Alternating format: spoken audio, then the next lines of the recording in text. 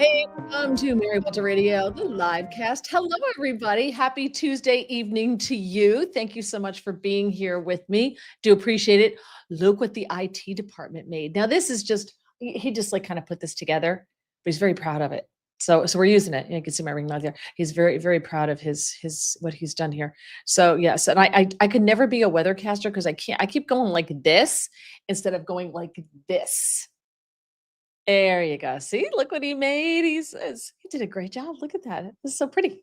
So I'm trying to stay off of it, but it's kind of like not. If I go this way, then you see the camera. But anyway, this is just like kind of like a just like a little thing. This is not permanent, but it is what it is. So welcome everybody. Please like the podcast. Please hit the thumbs up. Please subscribe if you have not done so on Rumble or on YouTube. Please do that as well. And if you are on Rumble, please rumble. Lots of comments. Do appreciate it. Thursday morning, I will be on Wake Up America on Newsmax, supposedly in the 8 o'clock hour. Could be like between 8:30 and 9. That's where it is now. But I was also scheduled for this morning, and then they changed what they were doing, and so I wasn't on at all. So I'll post it on X. I'll post it on Facebook and Getter and Truth Social and everywhere else. I'll post it when I'm going to be on there. So, okay. I think that's it. Hello to Zach. Zach's birthday's coming up. Our biggest fan, Zach. Zach's birthday is coming up on Thursday. So happy early birthday to Zach. You may have some surprise. You may have a surprise for your birthday. You're just going to have to wait till your birthday. And thank you to EB as well for always doing our graphics. EB did not do this. This is not EB's work. This is, as I said, the IT department's work. So thank you so much. Okay. So let's bring our guest on. I really, really like this person. This guy's great. And he's so smart. He's really, really smart. And we're so blessed to have him because I know he's crazy busy. He went from one show to the next. And I do appreciate that. Cully Stimson, thank you so much for joining me. How are you? I'm great, Mary. Love your graphics department. Hope they're not in a union. I'm doing great. Thanks for having me on your show. No, I'm glad you could join us. And I know you're crazy busy, so it means a lot that you're here. Thank you. Now, Cully, Navy Jag, they made an entire show about him. Jag. Yep, that was based on you, yeah. Right? Absolutely. Yep. Yeah. Navy Jag. And you are a senior legal fellow at the Heritage Foundation. You are also the author of Rogue Prosecutors, and you can find him on social media at Cully Stimson. It's super easy.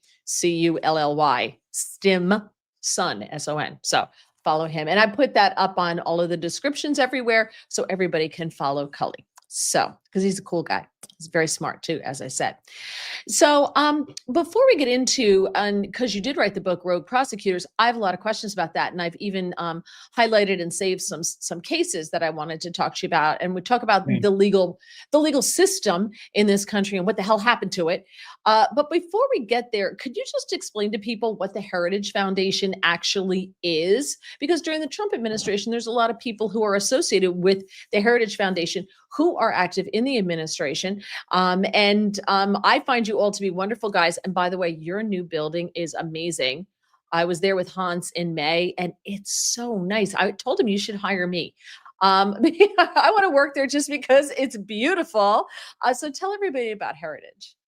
Yeah, Heritage is a think tank, which is an idea factory. We were founded in 1973 by Ed Follner and Paul Weyrich. They had a $225,000 seed money from Joseph Coors, yes, of Coors Beer, to really be an alternative to American Enterprise Institute, Brookings, which is the oldest think tank in Washington, to really create factually accurate, timely idea papers to influence Congress and state legislators to help pass conservative policy ideas. So it started off as an idea. It grew over the decades. We just celebrated our 50th anniversary, and we're really divided into two parts as a 501c3 charitable organization. We have the domestic policy shop, who handles everything domestic policy-wise, including the Center for Legal and Judicial Studies, where I'm the deputy director. And then we have the foreign and defense policy shop, and we have defense policy experts there as well. And then, like any other think tank, we have a fundraising apparatus, and we have a great TV and radio studio, great bloggers. But really, the widgets of Heritage, the widget of a think tank, are the ideas. And it's the conservative policy ideas, whether it's tax, regulation, you name it, stuff on crime, drugs, national security law, which I focus on as well, that would try to influence legislators. But the one thing we can't do, Mary, as a 501c3 is we cannot say vote for HR 7 or vote against Senate Resolution 12. Heritage Action, which was created in 2012, can, because there's a C4 and they're a lobby shop and they can pick up our idea, which goes to the 1 yard line, and run it into the goal, run it into the end zone to try to tell people to vote for this or vote against that. So that's how Heritage and Heritage Action work together. You know what's so interesting? You said because we're a 501c3, we can't say vote for, yet there are churches all across this country that will have Democrat politicians come into them and speak from the pulpit and say, vote for me. Yeah.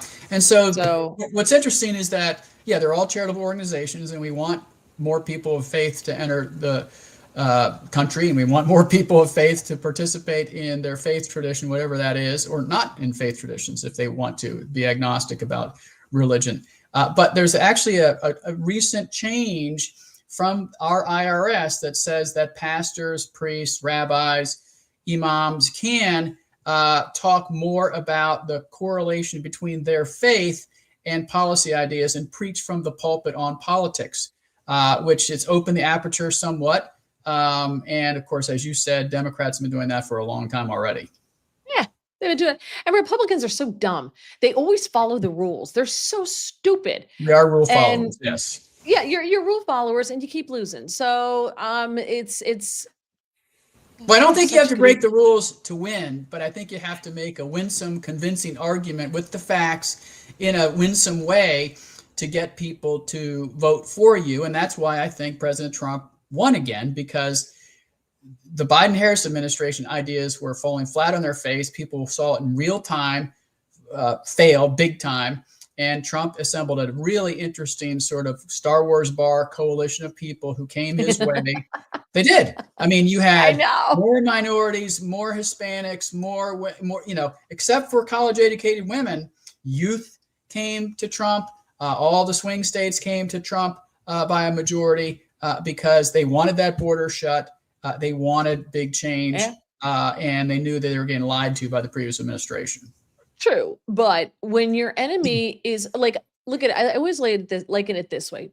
Back in the Revolutionary War, the Brits thought we were animals because we wouldn't stand in a straight line and just fire at each other. We were from the trees, from behind rocks. We ambushed them. We did all sorts of things that were against the rules of fighting at the time, and we won. Yeah. So, you know, I just the Democrats do that. The Democrats cheat and steal and lie. They do all this stuff, and they do stuff that walks the line. You know, they're very good with their language. They're very good with their messaging. They walk the line, like Jazzy there. Jazzy Crockett says, "Well, I didn't say it was the Jeffrey Epstein. I said it was a Jeffrey Epstein." She knew darn well what she was doing. Republicans refuse to play the game, and it drives me nuts. They don't know how to message. And they think, well, if we just put it out there, it'll be fine. And people will see that we're doing good things. It's not how it works. And it drives me crazy. The Democrats have very good message discipline for the most part. And they're also the party of message projection. So whatever they're accusing of is what they're typically doing themselves. Whereas we're very honest about things, sometimes to our own disadvantage, because we're like, actually, yeah, it is going to cause healthcare insurance rates to rise. And people are like, whoa, you can't really come out and say that. But I mean, we're seeing this, for example, in the Obamacare subsidies discussion right now, which the Democrats are trying to get across the line. They're not going to say the truth, which is Obamacare was passed on a series of lies. We knew it was a lie at the time. And the reason you need the subsidies is because the experiment has failed and it's too expensive. They're not going to say that because that's too truthful. Whereas the Republicans now are saying, hey, your experiment failed. You passed it without one Republican vote. And these subsidies were supposed to end this year anyway. So why do you need the subsidies? Well, because the whole thing was built on a house of cards and it's unaffordable. Right. And now it's up to Republicans to fix it. Fix the mess that they created. Correct. Yeah, well, as I like to keep reminding them on X as well, if you hadn't named it Obamacare, you might get away with blaming it on the Republicans. But you called it Obamacare. Projection. That It's was the Affordable Care Act, Mary. Get on message. The Oh, Affordable right. Care I Act. Yeah. forgot. I Come on. forgot. Get back on That message. reminds me. I have so many questions for you because I love when I get a legal eagle on. That's how I build you today I saw in my that. I promos. saw that legal eagle. Yeah. Legal eagle. Okay, because I have questions and I just writing one down. Okay, very quickly, I would just like to say hello to everybody. By the way, so when on YouTube, you can have the picture be horizontal or vertical. And there's a little symbol next to the vertical one. And apparently a lot of people pick the vertical, and we have some people who don't like that at all, but yet they keep picking it. So I got rid of it last week, but we had fewer people watch. We had fewer views. So now it's back to both. It's back to vertical and horizontal. Choose wisely. And thank you to people over on Rumble. You got to rumble people. Got to go Rumble. Because I think I can make like 30 cents. So if there's a lot of Rumble, but a lot of people at YouTube, which is fine. I'm grateful for our regulars like Star Driver here. Rebecca is here. Thank you, Rebecca. Yitzhak says, Happy Hanukkah, Merry Christmas, and a very prosperous New Year to all. Cully too. Let's see, watching your back is here. This is Rebecca out of Australia joining us. Hello, Mary. Hello, Patriots out of Australia. Patrick, a little snowy and cold here. POTUS just started his rally speech. Queen Mary and Mr. Simpson is where it's at, though. Thank you. You'll see the highlights on social media anyway, right? What about the Festivus for the rest of us, Mary? For the fans of Festivus for the rest of us, you know? Well, I do enjoy Rand Paul's Festivus list of his airing of grievances. That's one thing I do like about him. Yeah. I do like. There's some music. Is there music playing? Anybody hear music? No. I don't hear music. Hold on. Let's see. Maybe there was music playing. I don't know how that happened, but thank you. If there was music playing, I don't hear it, but it may have been. So I just let's see. Legal stuff sounds fun tonight. Yitzhak says he was avoiding copyrights. Yitzhak's a rehabilitated Walter. Corbin Walton 996. Kamala Harris, is that you? No. Yitzhak says he has a lot of spare artwork he could put on your walls. Well, tell Yitzhak that my kids are home from college, so I've gotten banned from the rooms I normally use, and I've been sent to the space above the garage. So I'll be happy to take the artwork. Poor, that happens to dads all the time. Star Driver can't get Rumble to work tonight. No worries. Love ya. Wild Bill says, Wild Bill's over on Rumble. Okay. This is interesting. A radio show was talking about how a prosecutor is literally one of the most powerful people in our government system, judicial wise or any wise. Is that true? Yeah. The prosecutor is the gatekeeper to the criminal justice system. And in our country, unlike England, where we came from, where we got our common law from, where they have the Queen's prosecutor, the Queen's Counsel, which serves as essentially the arm of the government. We're a republic, thank God. And so we have 2,300 elected DAs spread across 3,143 counties. And we have, in that system, they prosecute 90% of the crimes in our country at the state and county level, and only 10% of the crimes are prosecuted by federal prosecutors. And I was a state court prosecutor in 2 states and also a federal prosecutor in DC at the U.S. Attorney's Office.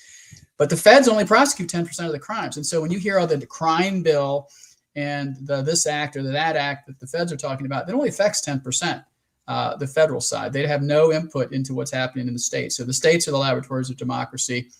But I agree. That's why we wrote our book, Rogue Prosecutors, How Radical Soros Lawyers Are Destroying America's Communities, because we saw something weird happening back in 2016 and 17. Crime rates were going down from their peak in 1992. And then all of a sudden we saw in certain cities crime rates going up. And we realized, what the hell is going on? And we realized that these prosecutors were engaged in non-prosecution. And because they are the gatekeeper to the criminal justice system, as your listener just said, they could just say no. And that's caused crime rates to go up where they said no. Yeah. And that's a lot of what I want to talk to you about tonight. Yitzhak does say Heritage gave Trump a list with Amy Coney Barrett's name.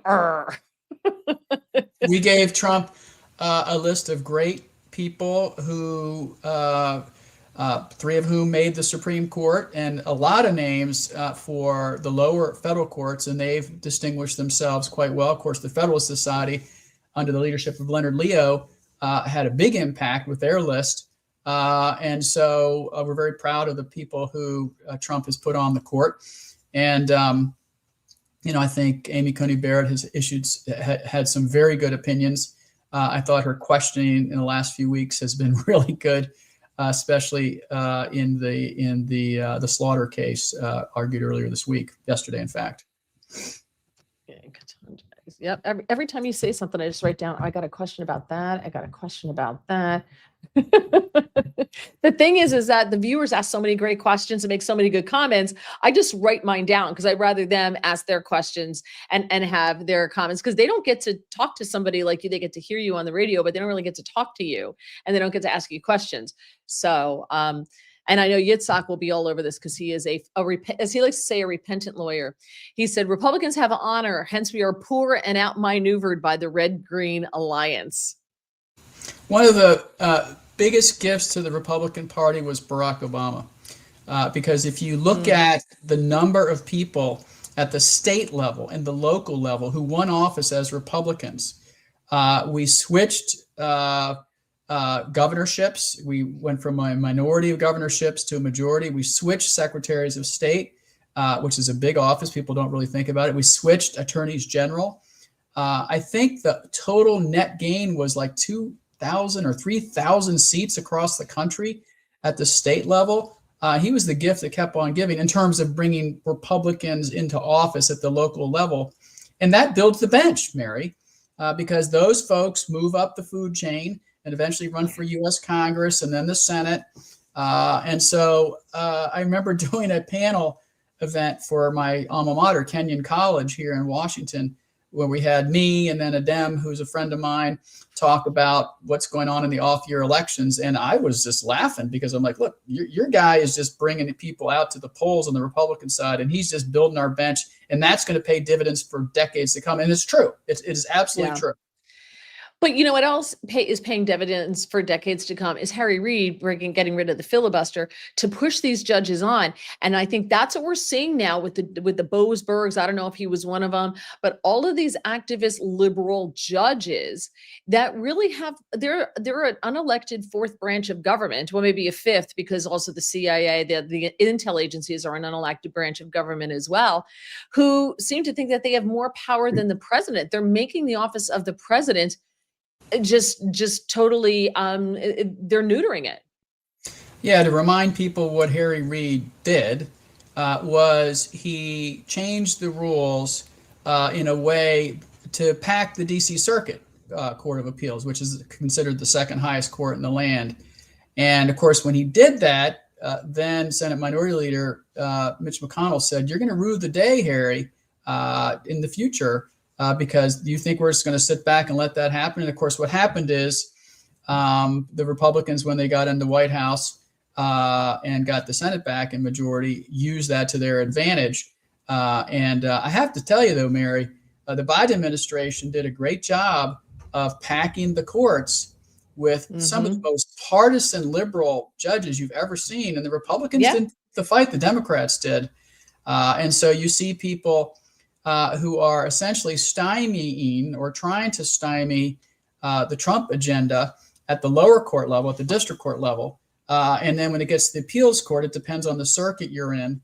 But the Trump administration has a 92% win rate at the Supreme Court on the emergency docket. And so what you see is that these judges can get it wrong and sort of insert their policy preferences over what the law requires at the district court level. But as it bubbles up to the top, they get put back in their lane. So I guess next to being a weatherman, you could be a judge and be wrong all the time and still keep your job. So when I was the Deputy Assistant Defense Secretary for Detainee Affairs in the Bush administration, I had a lot of people working in my office, and I hired this one guy who was on the Joint Staff, I won't name him, to handle classified programs for me. And when I got down to the final interview, the guy said to me, "Sir, Mr. Secretary, why would you hire me?" And I said, "Well, why wouldn't I, Colonel? He said, well, I'm a weatherman by training. I said, you haven't worked in that area forever. And he goes, we know what they say about us. And I said, well, what do they say about you, Colonel? He said, we're 99% correct, 5% of the time. And I said, well, that's better than my staff. You're hired. And so, yeah, you cannot remove a judge, impeach a judge, unless they've engaged in misfeasance and violations of ethics rules. Getting a case wrong and getting overturned on appeal is not an ethics violation. And we want federal judges to have lifetime tenure. We just want rather they get the questions of law right in the first impression. But they're the first ones to sue a doctor who makes a misdiagnosis. Well, true. And so it's good to be a judge. It's good to be a lawyer because you're on the suing end. I can tell you I was a judge for 5 years. And I had one Wait, case. did you get the robes? Wait, did you have like the robes and everything?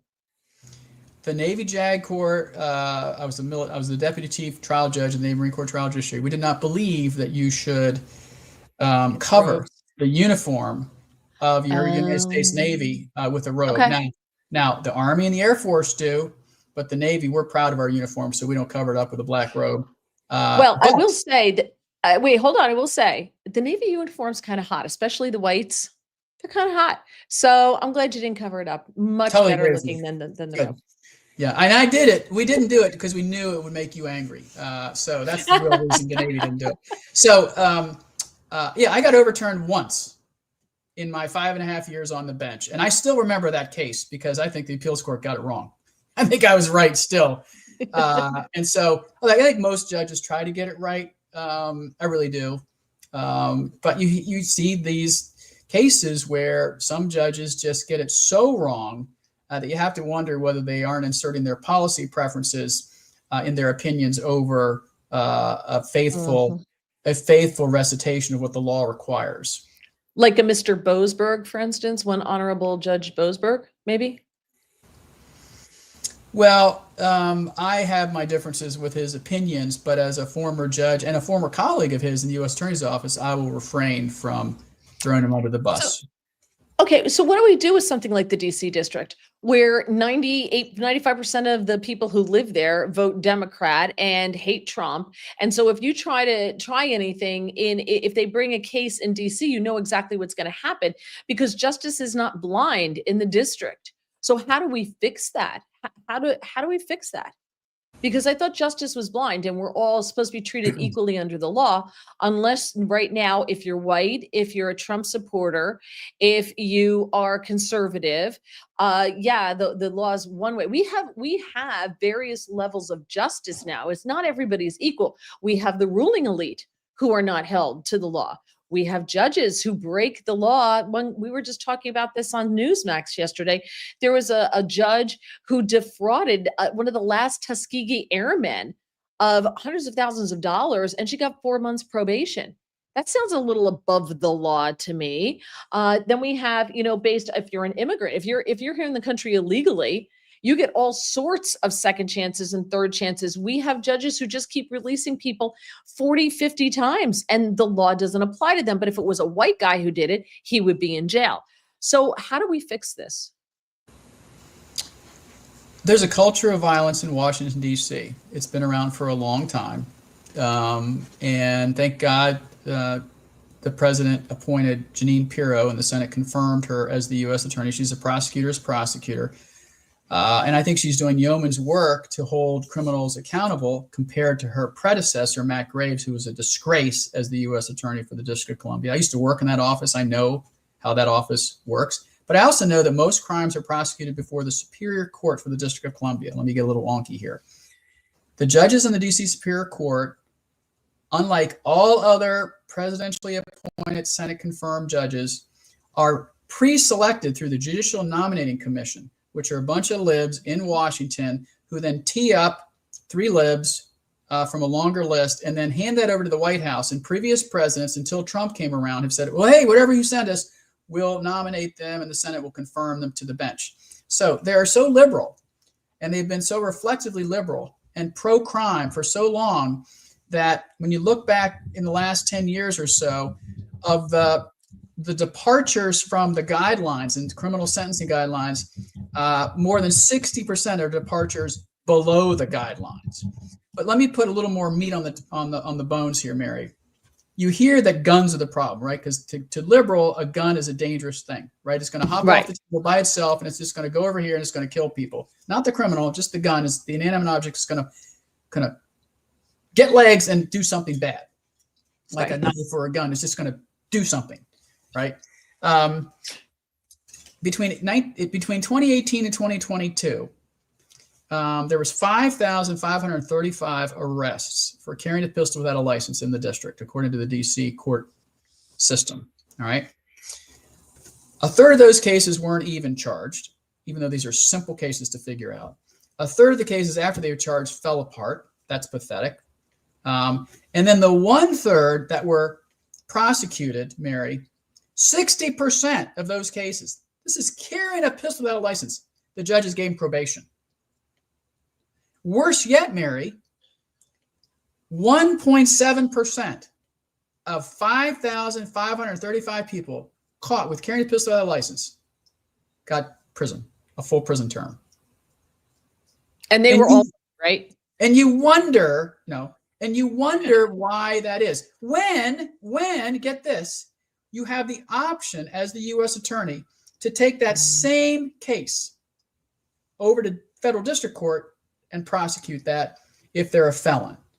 And in DC Superior Court, a felon in possession is a crime, of course.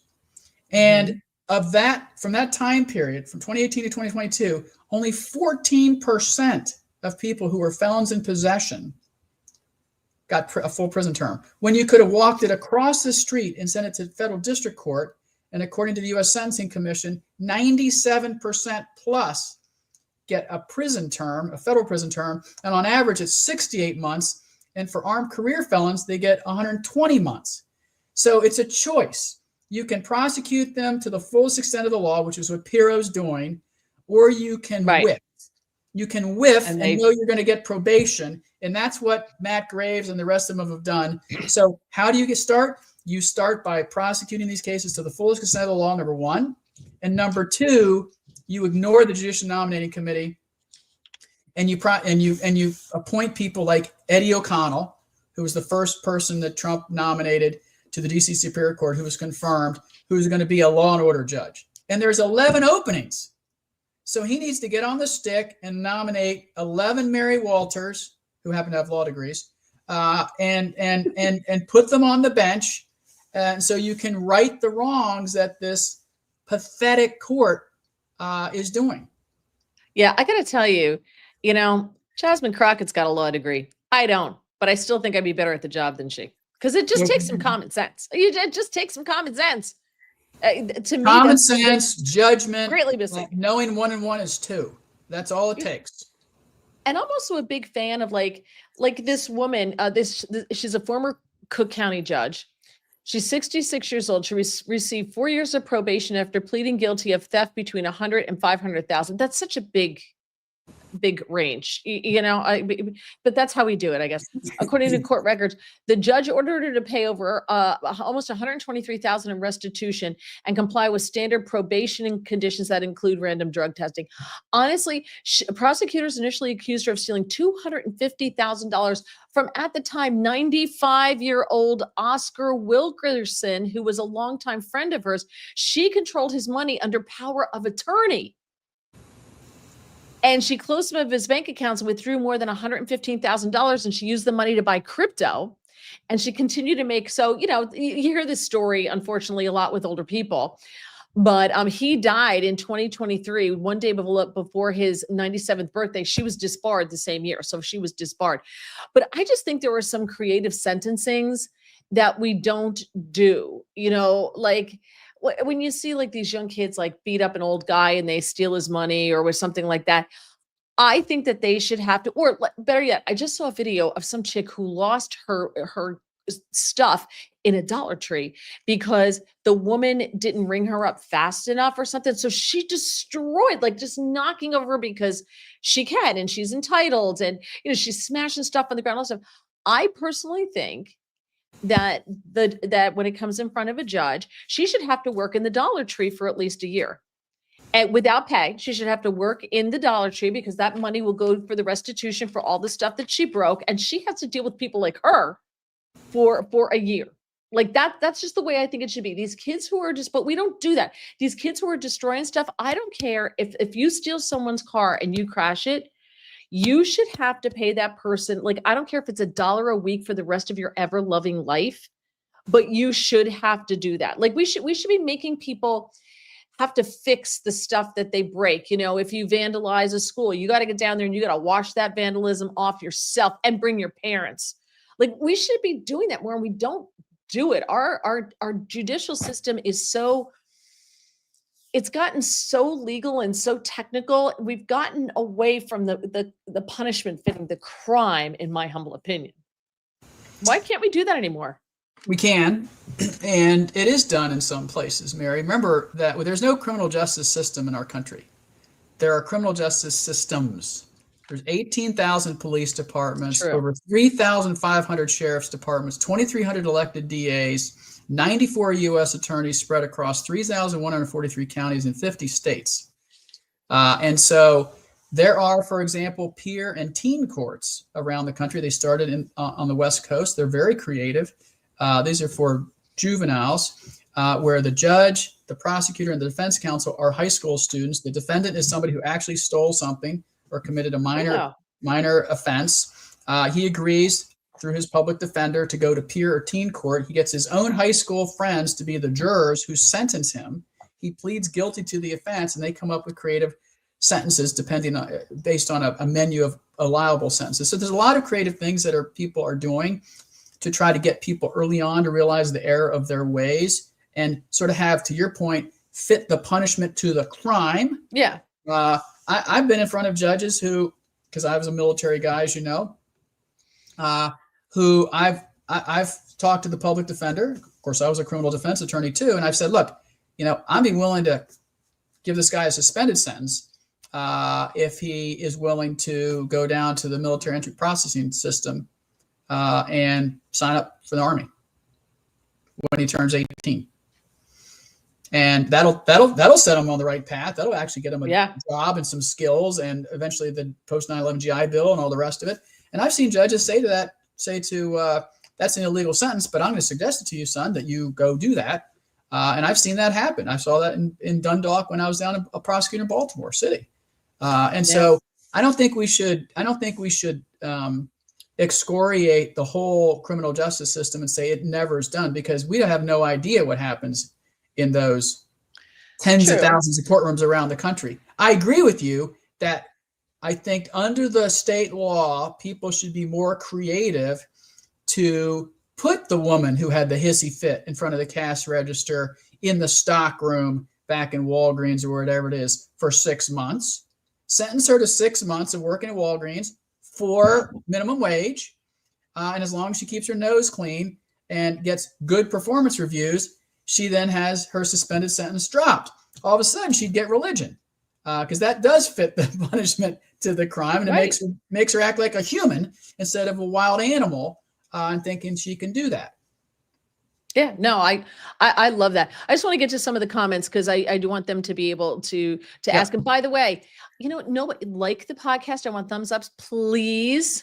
All right. If you're on Rumble, just keep making comments. Rumble over there. Please subscribe if you have not done so. I am not above begging. All right. And that's exactly what I'm doing right now. So there you go. Okay. Let's see.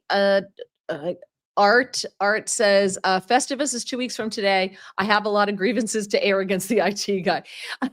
Art has a love-hate relationship with my husband, with the IT guy. I think Art's applying for the job, Mary. I think he's trying to be the IT guy. Is that what it is? A little backhanded way of getting the job. Yeah.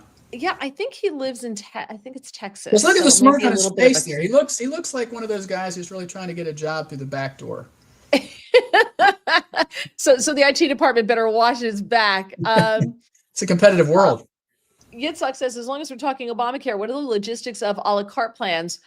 a legalistics of a la carte plans like 20 years ago. Can we get a commerce clause grab from Congress to declare state barriers to competition ended? That's a big deal. The state barriers to competition, I think, are at the heart of a lot of the problems with medical insurance. What do you think? Well, I think, I mean, number one, you have to remember that in the ACA decision, that there's a long discussion about the anti-commandeering clause, which means that the federal government can't commandeer or force the states to do things that are not within the purview of their remit. And so, yes, I agree as a former insurance executive that the barriers to entry in states with the insurance regulators it makes it very difficult. And I think that's why part of the discussion about portability of healthcare plans and portability of other things across state lines to get rid of those monopolistic barriers is a fruitful discussion. Yes. You remember the day, you're not even half as old as me, but you remember back in the day when, because you look like you're 25 or 26, tops 29. Oh, you are so good. Your wife trained you so well. And you remember the day when you were discouraged from taking, well, you couldn't take your 401k plan out of your employer, right? You would pay into and roll it over. Right. You right. could roll it they over. made it very difficult to roll it over. And then Roth IRAs and the rest of them came on board, and all of a sudden people realized, it's not 1950. You're not going to have the same company job for the rest of your life. You're actually going to move. Right. We're a mobile society, and we're moving up and out to other companies. And there's no company loyalty these days compared to back in the day. But I think getting the insurance companies and the state regulators, the insurance regulators at the state level to agree to portability is a big lift. And I'm not an expert in that area, so I'm not going to comment further. Yeah. Well, come here. The IT department has a bone to pick with Art. Come here. Yeah, you do. Okay. Yeah. Wait. Can you want to put? No, I don't have to hear. Where am I? See, he thinks because his name is Art, hello, he's going to be good at art. I just want to say to Art, I rushed home to wish you happy birthday last week. I think it was. Yeah, it was last week. Was it? Yeah. Yeah. Last week. And before you want the job, you better find out the pay scale. Okay. There's no All such my thing love as and affection. there's no such minimum wage in New Jersey, or at least in the Walter household. There you go, Art. Be careful what you wish for.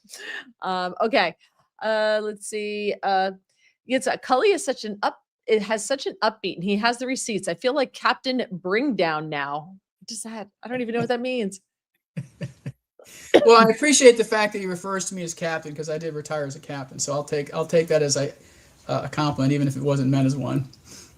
I think it was meant as one. I really do. He said the red diaper factor. As attorneys, we felt like we were the fourth branch, the pleadings and a friendly judge. Every jurisdiction has its club. That's bad. That's really bad. Survivor says Cully is very interesting tonight. He has a lot of interesting stuff. My kids would disagree. Then you're doing it right if your kids think you're boring. Star Driver says, Cully, you mean the auto pen administration. Art says the filibuster is gone the nanosecond the Libya's gain control of the Senate. I agree. I think they should get rid of the filibuster now. I never liked doing it, but they 100% are already talking about what they're going to do when they get rid of it. So you might as well beat them to the punch and all this. But this is where we talked about at the beginning of the show. Republicans are too nice. No, we can't do that because we need the filibuster. And then it could be getting all this stuff done, and they don't get it done because they won't get rid of the filibuster, like this blue slip crap with Alina Habba and these others attorney general, because Cory Booker and Andy Kim are withholding the blue slip. So New Jersey doesn't have a state's attorney general because they won't do it for Trump. A U.S. U.S. attorney. Yeah.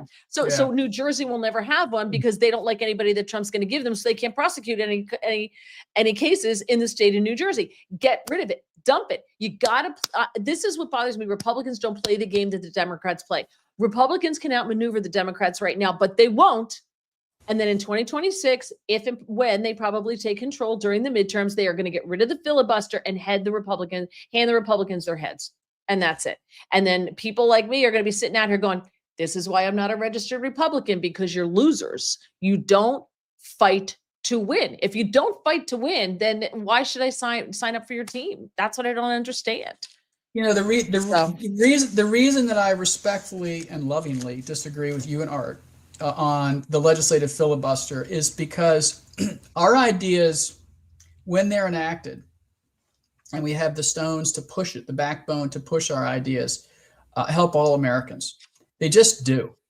Our idea, and I think this is the reason that Trump brought so many other non-traditional people onto his team and voted for him, because they realize that we've been lied to by both parties, but mainly by the Democrats, who are the party projection. They come up with ideas that have trite, happy sounding terms, but we know when you just pick 1 millimeter beneath the surface, they just don't help all the Americans. They help his favorite side. And so I think if they got rid of the legislative filibuster, and this is what we're talking about, the legislative filibuster, it would be a disaster. And so I think that it is an important artifice to keep in place. I do think the blue slip, and it's just a custom, is a relic, and it should be gotten rid of. I mean, I was Trump's nominee to be the general counsel to the Department of the Navy in the first Trump term. And because they had cloture rules that required that after there was a cloture vote, they had to be 30 hours of post-cloture debate time. And Senator Gillibrand put a hold on me because one of my books, one of my scholarship, killed her bill 2 years in a row. They didn't bring my name to the floor.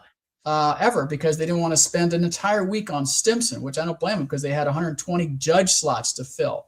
When they finally changed that rule, 3 years into the Trump administration, people like me had withdrawn after waiting for 2 years. So I think you keep the legislative filibuster, but you don't honor the blue slips, because that's a relic of the past. Yeah, the only problem with keeping the legislative filibuster is the Republican ideas are better than Democrat ideas, 100%. But they don't control the message. So they don't know how to message at all. So the messages that we're getting right now is, oh my gosh, everything is expensive. Trump is such a bad president. It's the economy is stupid. They didn't say a word about it when Biden was president and inflation was at 9%. But they know how to message, and they know how to control the message. So the message that Republican ideas are better never get through. It never gets through. And Democrats are smart. They just push their ideas through. They pushed Obamacare through, not one Republican vote. We have to pass it to see what's in it. And they jam it through, and they get what they want. They realize that power is power. Republicans are like, well, our ideas are really good, and so people will vote for that. No, Democrats are like, screw that. We're taking it, and we're going to take the power. And what's going to happen is they're going to make Puerto Rico and DC states, which are going to be heavily Democrat, they're going to enshrine their power forever. They're going to pack the court. They're going to put 13 judges on the court. It'll be liberal majority. And you can say goodbye to this country, because Republicans will never be in office again in my lifetime. And that's exactly what's going to happen in the midterms if Republicans don't get rid of this filibuster, in my humble opinion. Well, typically, as you know, in the off-year election at the House level, because there's not a lot of seats in play, but there's enough to switch the majority. Yeah. I don't think we're going to lose the Senate in the midterm. And so the legislative filibuster will live for another day in the Senate. And I also think Speaker Johnson has actually been pretty good on message. And he's so low key about it that it really drives the left nuts, especially the mainstream media, because they don't know how to get at the guy. He's sort of he's a smart lawyer. He's a wily Louisiana Cajun. And he's been very good on message discipline. But I'm talking about message to the average people who don't know who John Thune is. Yep.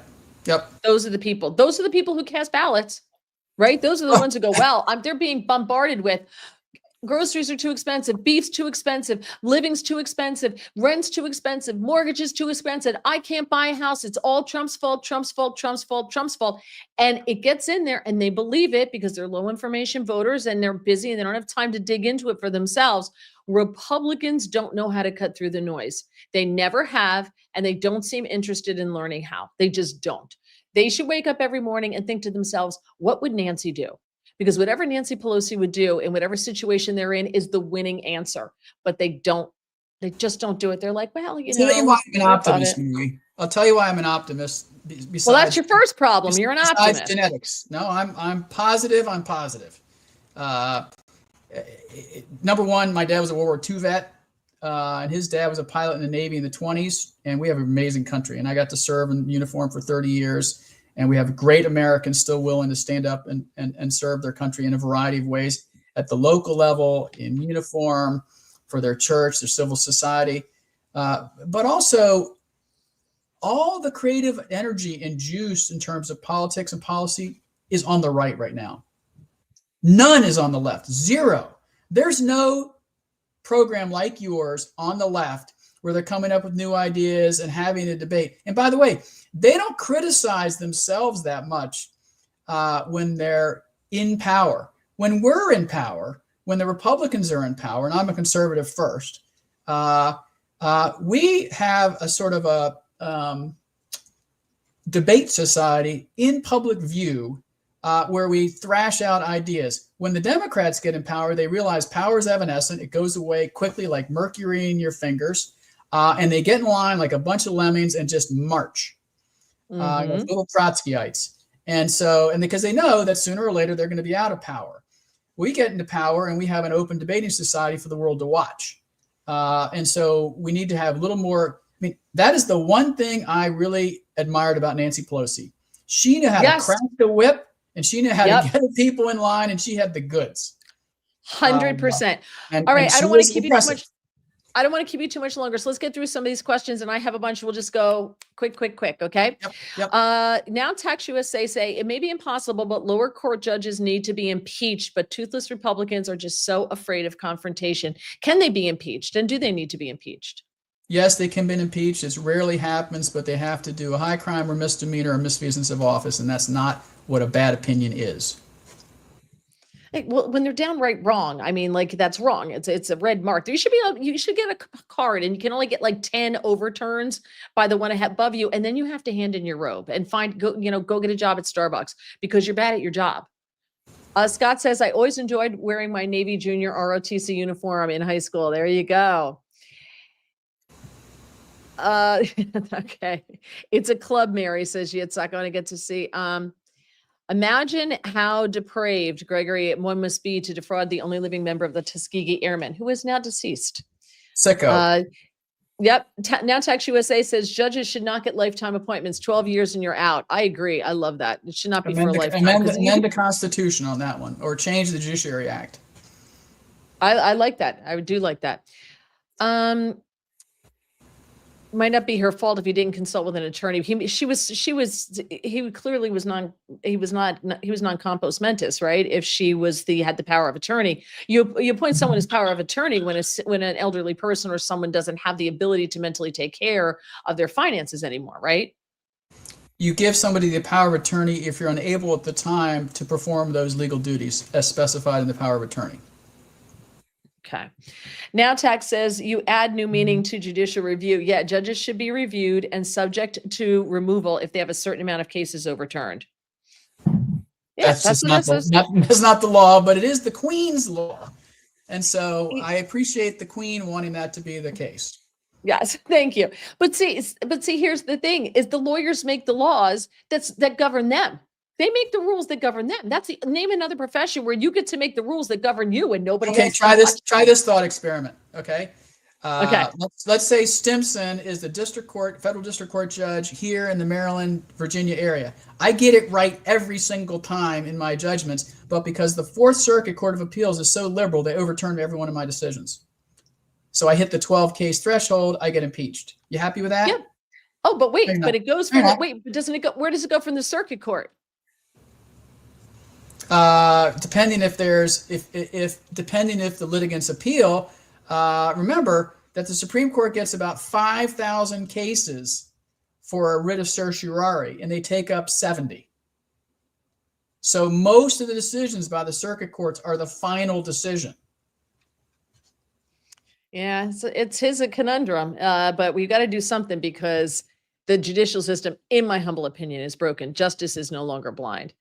Yitzhak says Trump has not nominated the 11 open positions, correct? You said Nope, he needs to get his butt going. So what happens in New Jersey? Do we get an attorney or not? Like we're just not going to have one? So the U.S. Attorney's Office for the District of New Jersey is still open for business. They can still indict people. The number 2 career person is there, will sign off on the indictments. And Trump can solve this. He can nominate somebody for the position and tell Thune to fast track that person and confirm them. So what Trump has done this time is he's put people in and hoping against hope that after they're there for 120 days, that the local district court will extend them under the statute that allows them to do that. That is not the traditional way to get a U.S. attorney confirmed. You nominate somebody. By the way, just so you understand, Mary, and all your folks who are listening, U.S. attorneys don't have hearings before the Senate. You just nominate them. They look at the paperwork. Thune will just pass it right through, unless they're like an Ed Martin type who's controversial, and then they get a floor vote in a package. And so there's going to be a whole package that you're going to see that's going to go through before they go on Christmas break, including numerous U.S. attorneys who were nominated and went through the paper drill of the confirmation process. So if Trump just changed his mind and said, you know what, okay, this temporary thing doesn't quite work out because they all hate me, so I'm just going to nominate them, and he nominates them, they're all going to get through unless they're highly controversial. He's going to get his people. Okay. Art says the judicial system is no better than big pharma, the military industrial complex, and the like. The fix is in. Leave an unmarked white envelope full of cash on a judge's desk while he or she steps out. Art, dude, foul ball. You don't get the IT job, and you don't even get on first base on that one. Star Tower says, Cully, isn't a felon in possession of a firearm a federal charge? After all, it's breaking federal law. Going back to what we were talking about in D.C. Yeah. 18 U.S.C. 922G. Correct. It's a federal crime. Yes. Okay. What's the holdup on the judges? Calls are being made for removal of qualified immunity from judges who cut loose recidivists. What say you? Bad idea. It's an infinitesimal number who do that. And number 2, if you're going to get rid of qualified immunity, that means you get rid of qualified immunity for all state and federal employees, including bus drivers, school teachers, post office employees, anyone who works for the state or federal government. And there's a lot of great people who work at the state government and federal government. And they're just doing their job. And we need them because a lot of them perform essential services. So I'm all for qualified immunity. You know, there's a story here, one of the ones that I highlighted to bring to your attention. In Hawaii, a circuit court judge named Ronald G. Johnson ordered the release of a convicted sex offender with 300 prior arrests, despite prosecutors' objections. Just days after his release, Tommy Childs was arrested again for biting a police officer on Thanksgiving. This is absolutely insane. So are the ones where they get arrested and they finally kill somebody, or, rape someone and they wind up in the hospital, whatever it happens to be. When it finally makes the news, that's when they're finally being taken seriously? Or is that when we just find out, oh, this person's been arrested 47 times already. This person's raped 3 women before, but the judge keeps letting him out. You're saying those are anomalies. That doesn't happen often. Well, one time happening is one time too many. Let's just be clear. And you got to have common sense when you're on the bench, and you have to hold violent recidivists in prison, in jail, pending trial. And if they're convicted, you need to sentence them accordingly. But look, every state has its own mechanisms for holding trial judges at the local level accountable. Some states have impeachment mechanisms. Others have removal mechanisms that the governor can engage in. State bars have different rules related to that. So it's different in every single state. But I think sunlight is a great disinfectant, a really good disinfectant. And there are petition mechanisms in states that allow you to recall a judge who's been appointed by the governor or elected by the people. I don't know what a Hawaii law allows, but I think this dude does not need to be on the bench. This dude needs to be off the bench. And I'm sure this is not the first time he has done something like this. Yeah. I want to get to some of these quickly. Star Driver says, I work for a charity that a 15-time convicted felon broke into and stole the safe. He got probation and was to pay restitution. We have yet to see a dime from him. That was 8 years ago. Yeah, you're not going to get any money back from him. He spent it or given it away. And number 2, I'd be curious to know what state that was, and it'd be good to get the judge's name and I'll look into it and write about it at Heritage on our blog, because again, sunlight is a great disinfectant, and these judges hate seeing their names in the press. They hate it. They love it when they get praised for doing a good job. So if they want to tweet back what that is, let us know. Yeah, Todd, you can get a hold of Cully Stimson on X, and you can message him there. You have your messages open there, right? So somebody can message you. Oh yeah. Okay. So there you go. And if you can't get through, I know who this is. He can message me. Good. Gregory says accountability is missing. The left tries to diminish it by calling it retribution. Suze is here. John is here. Hey, better late than never. Thanks, guys. So Rebecca says, I'm not commenting much tonight. I'm listening, so maybe I can learn something. Like the hat, though. Let's see. Art says, I kid. I love it. I love the IT guy. My first project as new IT guy is to upgrade Mary's 56K modem on her Windows 98. As far as pay, I work for beer. Okay. I bet Art has a 286 computer in his garage. I have a Commodore 64, Art. That's right, Commodore 64. Art says, Cully, as a national security expert, did the JAG give Secretary of the War proper advice on the Venezuelan double tap? Wow. I don't know. I would think Earl Matthews, who's the Deputy General Counsel, and then the Chairman's legal counsel weighed in, and I would think that the JAG for SOCOM certainly weighed in on that. All right. The Dems will impeach Trump if they get one or both houses. You're absolutely right. They'll do it again. Let's see. And they shot the missiles at the Bush. Obama did it all the time. Obama killed civilians in foreign countries, violating their sovereignty. Obama was killing people with drones right, left, and sideways. He killed citizens. Remember when he dropped a bomb and he accidentally killed the civilians, So it's interesting that all of a sudden this is a problem. Like just now it's a problem. Quick law of war primer, Mary. Yes. Under Article 1 of the Geneva Conventions, under Geneva Convention 1, Article 12, we cannot deny people quarter, and we cannot kill people who are hors de combat, in other words, who've given up the fight. But we defer to the operators, the snake eaters, the trigger pullers, to take into consideration all the facts and circumstances to decide whether or not somebody has reached the level of hors de combat or is still in the fight.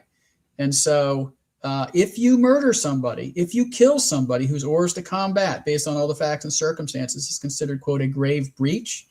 Under the Geneva Conventions, that's murder under UCMJ Article 118. But furthermore, some people have said, well, it's in international water, so the law of war doesn't apply. That's just absolutely wrong. The law of war applies to all of our people. And if you look at Common Article 3 of the Geneva Conventions, the third paragraph, and all the 4 Geneva Conventions, it says in a war, in a non-international armed conflict between an entity and a country, such as us, the minimum precautions shall be applied. And that means that you cannot deny people quarter, and you cannot kill people whose hors de combat. So these are very fact-intensive operations and analyses. We don't have all the facts in the public because it's classified for obvious reasons. And so I think we should refrain judgment, and we should also defer to the judgment of the warriors who carried out these operations and assume they followed the law of war unless proven otherwise. Yeah, no, I agree. But in the meantime, I'm going to judge. Well, you're the queen. You can do that. Star Tarver says Mike Johnson needs to grow up hair. There's 2 to 3 Republicans, reps rather, that need to be removed from the House, and he won't do a thing about it. That's they do. They let the Democrats get away with everything. They even try to censure them, and there's Republicans. What is Mike Johnson going to do? Walk up to him and go, "You've been a bad boy. Please leave." They're going to be like, "Go to hell. I'm not doing that." Well, they try to censure them, and there are a bunch of Republicans who always side with the Democrats and say, "No, we're not going to do that." Hey, at least we don't have people caning people on the House floor, although that might be interesting. Or I would pay to watch that. Duel. Would you? Yeah, I bet I would. I think your audience would really pay for that. You could really upgrade the IT department if you got that, Mayor. That would be pretty. Listen, I'm trying to get them to go over to Rumble so I can make like 30 cents. I haven't made anything over there. Awesome. Yitzhak says, I can listen all night. We're in the weeds. When Democrats are in power, they destroy things. When Republicans are in power, all they can do is fix the things Democrats have destroyed and broken. So it seems that they don't get anything done. I think that that's probably true. Well, the big beautiful bill got stuff done. Tax reform in the first Trump administration got things done. Securing the border got things done. That's true. There's a lot of good things that got done in both Trump administrations. Yeah. It's not just, it's not just, you hear there's so much damage to undo. There is, but there's also an affirmative positive agenda. Like, for example, rolling back the CAFE standards. The CAFE standards, which, Obama and Biden put to astronomical lengths, or the requirement for EVs all over the place, which, reality set in, and the Trump administration said, look, we're not going to do that. And industry followed suit. Like, yeah, we're that Ford F-150 Lightning, that ain't really a big seller. And rolling back the CAFE standards to 34 miles a gallon, rolled in over time. That's reality, right? That's where we are. We're a country that is a petrochemical driven society. But do you think if I went into my post office and said, hey, great about Trump rolling back those CAFE standards, they would have any idea what I'm talking about? No, because people have to talk about it in real terms. Like, we don't want to drive an 80-pound car that has an eggshell skull that gets 7,000 miles to the gallon, because when we come up next to a semi and we get in its windstream, the car is going to crack in half. No, we don't want that. We want to drive our SUVs. We want to drive our Ford F-150s. We want to drive whatever the hell we want to drive, and we want to have gas. And we want to be told that we have an ever-ready battery in the back. Art wants you to replace Alina Habba. See, I knew he hated me. Now he wants me to go to New Jersey. Who the hell would want to move in New Jersey? What? You're in New Jersey? Actually, I like parts of New Jersey. Some of the best ice cream I've ever had is driving to the Jersey Shore, stopping in the farmlands there, and getting great ice cream. Okay, well, the farmlands are gone. The Democrats have seized them all through eminent domain, and they're putting up high-density housing for people from New York who are fleeing all the crap they voted for. Yes, so New Jersey's in some capacity. My first ship was the USS Comstock out of San Diego. It was an LSD 45, and my dad was in the Gator Navy in World War II. And I've been on dozens of ships as a JAG to do all sorts of things, including investigations and whatnot. Yeah, I could never be in the Navy because I get seasick, so I could never be in the Navy. And I also could never be on a submarine because I'm really claustrophobic, and they would get very mad at me if I tried to open that door. Star Driver says, if it's a federal crime, I mean, I guess back to the gun possession, why is it never charged that way in most cases? It's only prosecuted on the local level. Well, remember, DC is unique because the U.S. attorney is the DA. So thank God it's not a state. And so the U.S. attorney has the option of either taking those cases to federal district court, where they can be charged under 18 U.S.C. 922G as an ex-felon in possession, and they're going to get, federal prison. Or they can take it to D.C. Superior Court. And the habit has been to take it to D.C. Superior Court. And so when Trump came into office, I urged him to move all those cases over to federal district court, where they're going to get serious time. But around the country, U.S. attorneys' offices are taking 922G cases to court all the time. But in places like Chicago, where they had Kim Foxx, the first Soros rogue prosecutor, or in Philadelphia, where Larry Krasner is bought and paid for a rogue prosecutor, the U.S. attorney's office tries to pick up the slack that Krasner and Kim Foxx and other rogue prosecutors have had, because they know that they're not going to prosecute felons in possession to the maximum extent of the law. Yeah. So Star Driver is in North Carolina, Cabarrus County. Okay, I'll look into that. All right, but he's Todd. You still need to reach out to him on X, so he has a way to contact you. Okay, and I can be an intermediary if necessary. All right. So very quickly, we're done here. I just very quickly have some questions for you. Letitia James. She's getting away. She's not good. They couldn't get an indictment again, a second indictment for mortgage fraud. Is that because the juries are not honest, are not blind? It means they would not return an indictment.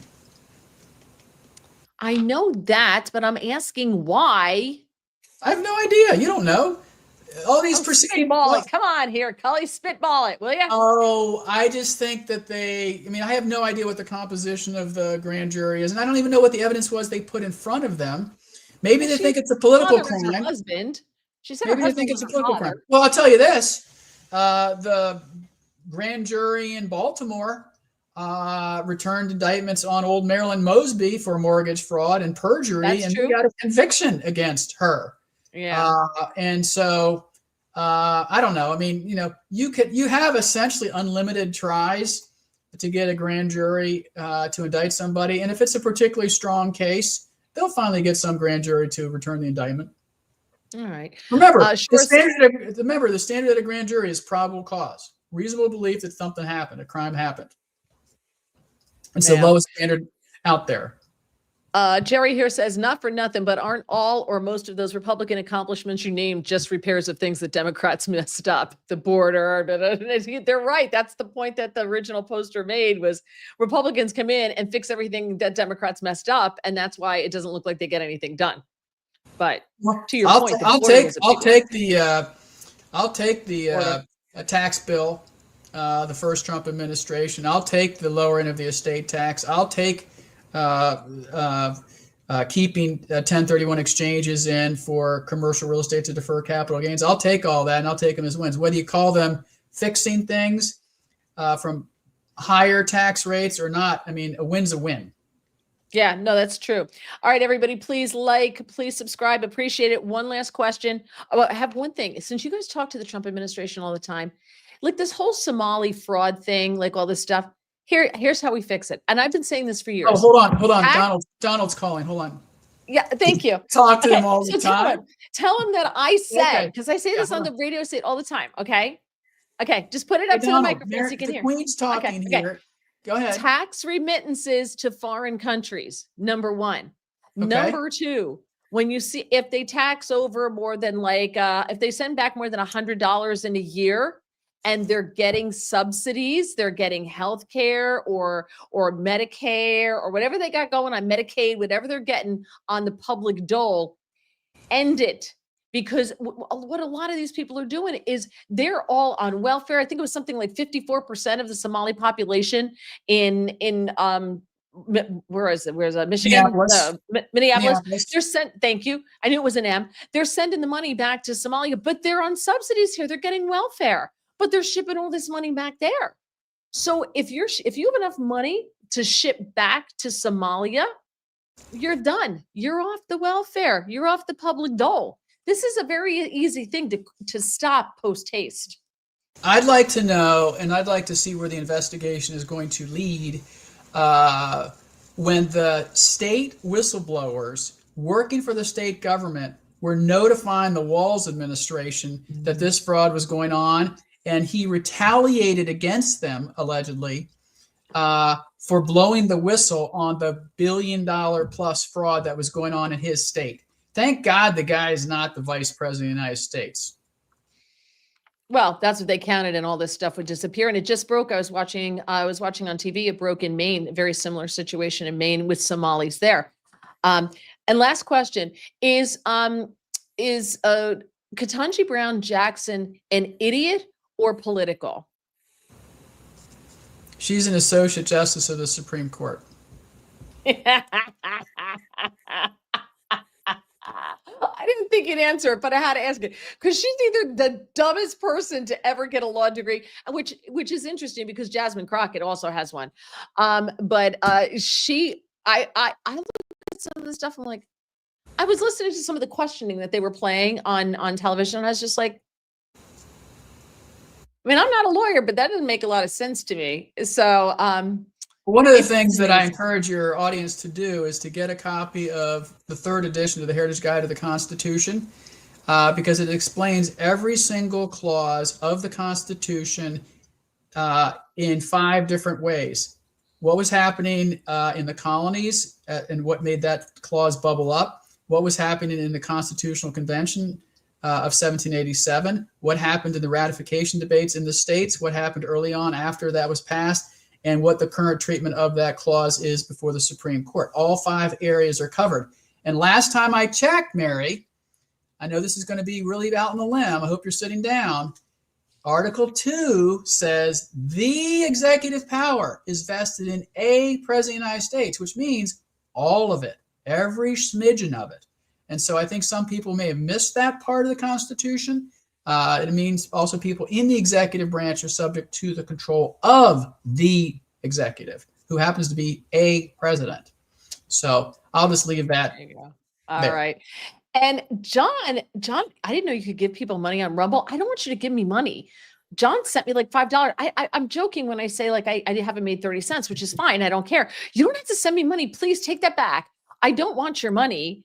I want to learn it. I want to earn it like from a lot of people rumbling, and then Rumble gives me the money, but you don't have to send me money. Please don't.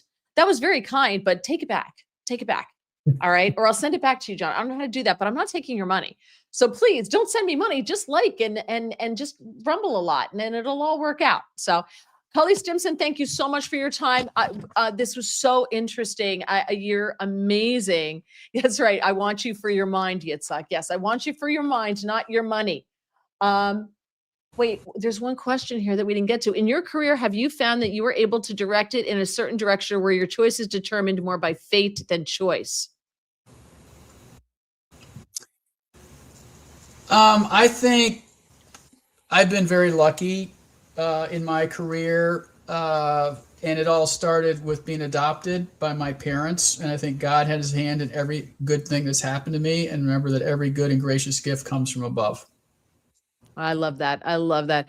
And yet, lastly, this show is like drinking from a fire hose. It's another one that I'll need to listen to again. What a joy to see and hear. And don't forget to get his book, Rogue Prosecutors. It is so relevant right now. And I'm so glad we had you. Thank you very much. I really appreciate you, Cully. Have a wonderful Christmas. Merry Christmas. Merry Christmas. Happy Hanukkah. Festivus for the rest of us. And you can also get the book on Audible, and you can listen to it. So it's, I know people are doing a lot of driving over the holidays, so you can listen to it. All right. Well, thank you so much. Appreciate it. Have a good one, Cully. Take care. All right, everybody. All right. So John says I can't give it back. I'll Venmo you the money back. Seriously, like hit me up on X, Mary Walter Radio. I'll Venmo you the money back. I don't want anyone to give me money. Please, please, please, please. That was so sweet and so kind. But I didn't know you could do that, number one. And number two, I don't want anyone to give me money. No, I just thought it would be fun to see if I could earn it from people rumbling and, like hitting likes and things like that. So that's all. Thank you. Yeah, the IT department's giving me the hairy eyeball because somebody sent me money. So it's not what I want. So John, hit me up on X, Mary Walter Radio. Just send me a message and give me your Venmo and I'll send you back the $5. Okay. I'm serious. I feel horribly guilty I don't want your money. Okay. But thank you guys. Please like, subscribe. I will post, I'm supposed to be on Newsmax on Wake Up America. At least it's 8:50 in the morning, but they moved the time around, but I will post it. Thank you so much. You guys are all wonderful. You mean so much to me. So have a fantastic evening, a great night. And thank you so much for listening. Have a good one. Bye guys.